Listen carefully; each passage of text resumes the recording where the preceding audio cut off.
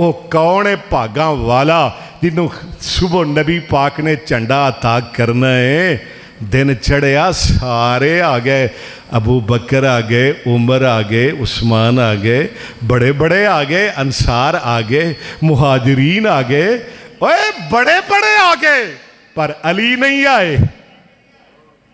अली भाई अली क्यों नहीं आए? मैं दसना, नबी पाक ने 4 चुफेरे वेख्या, सज्जे सामने खब्बे, चंगी तरह वेख्या, सारे नजर आ रहे ने, अली नजर नहीं आ रहा। अली कोई नहीं। आका फरमाते ने ऐ ना अली, ओए अली किथे जे? सोनिया तुहानू नहीं पता, यशतकी ऐ नहीं, ओदियां ते अखां दुखदियां ने, वो ते अशूबे चशम अंदर मुबतला है। आका फरमाते ने लैके आओ।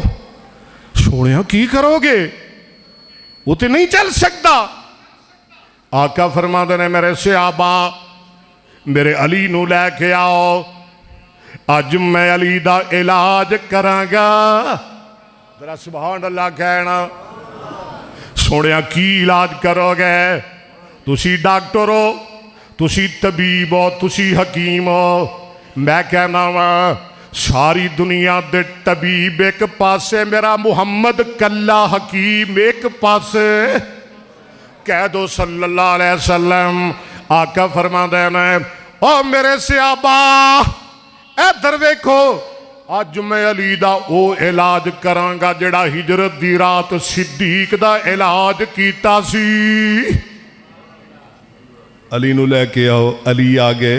नबी पाक ने अली नू सामने बिठाया, उंगली ते नबी ने इंज लब लाया, अली दियां अखां ते मल दिता।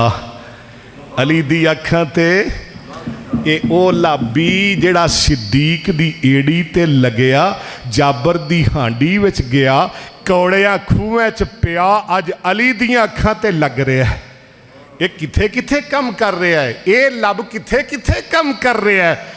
अली फरमाते ने जो नबी पाक ने अपना लुआबे दैन लाया, खुदा दी कसम मैं इवें तंदुरुस्त हो गया जिवें पहलों मैनू कदी कोई बीमारी लगी नहीं।